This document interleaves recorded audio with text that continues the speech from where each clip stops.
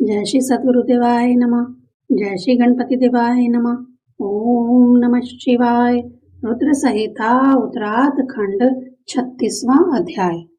नंदीश्वर जी बोले, हे सर्वज्ञ सनत कुमार जी, देव ऋषि बृहस्पति के पुत्र भारद्वाज और भारद्वाज के द्रोण नामक पुत्र उत्पन्न हुआ, जो धनुषधारियों में सर्वश्रेष्ठ महाशूरवीर, महातेजस्वी और अस्त्र विशारद था, जिसे लोग धनुर्विद्या तथा वेद में निशांत कहते हैं।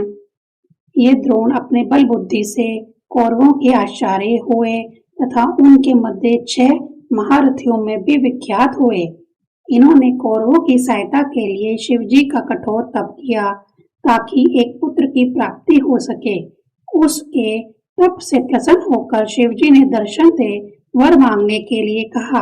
इस प्रकार अत्यंत नम्रता से द्रोणाचार्य ने शिव के अंश से पैदा होने वाला महाबली पुत्र मांगा। शिवजी ने तथास्तु कहा।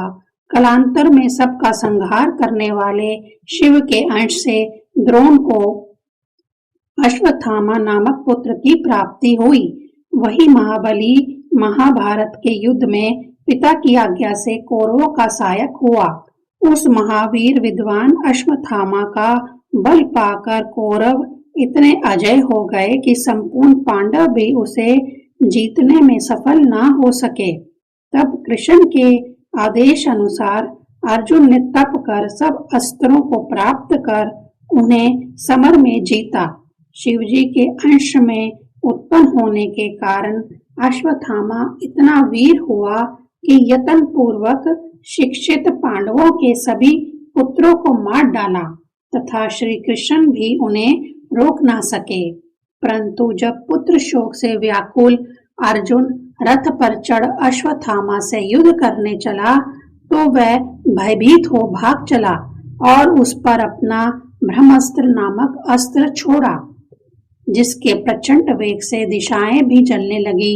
तब प्राणों पर आए विपत्ति देख उसने श्री कृष्ण जी से इसका निवारक पूछा, तो कृष्ण जी ने कहा कि यह अश्वत्थामा का दारुण अस्त्र है, जिसके समान घातक कुछ भी नहीं। अब यही एक उपाय है कि तुम शीघ्र शंकर का सिमरन करो और उस पर शैव अस्त्र का प्रयोग करो। ऐसा कह अर्जुन सहित कृष्ण शिवजी का ध्यान करने लगे। अर्जुन ने शिव का सिमरन कर जल स्पर्श कर प्रणाम करके अपना शैव अस्त्र को छोड़ा। यद्यपि ब्रह्मास्त्र निष्फल नहीं हो सकता, पर शैव अस्त्र के सामने पड़कर शांत हो गया। तब अश्वत्थामा ने इस संसार को पांडवों से सर्वदा रहित करने हेतु उस अस्त्र को उत्तरा के गर्भ स्थित बालक पर छोड़ दिया। श्री कृष्ण उसका आशय समझ गए। उन्होंने अपना सुदर्शन चक्र भेज उत्तरा के गर्भ की रक्षा की। शिव जी की आज्ञा से गर्भ का कुछ ना बिगड़ा। शिव भक्त श्री कृष्ण ने पांडवों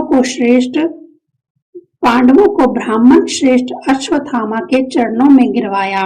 अश्वत्थामा ने प्रसन्न हो कृष्ण सहित पांडवों को अनेक वर दिए। इस प्रकार महेश्वर ने द्रोण रूप से पृथ्वी पर अवतार ले परम लीला की। जो मनुष्य भक्ति पूर्वक इस आख्यान को सुनेगा, उसके सभी मनोरथ पूर्ण होंगे और अंत में वह शिवपुर को जाएगा। ओम नमः शिवाय।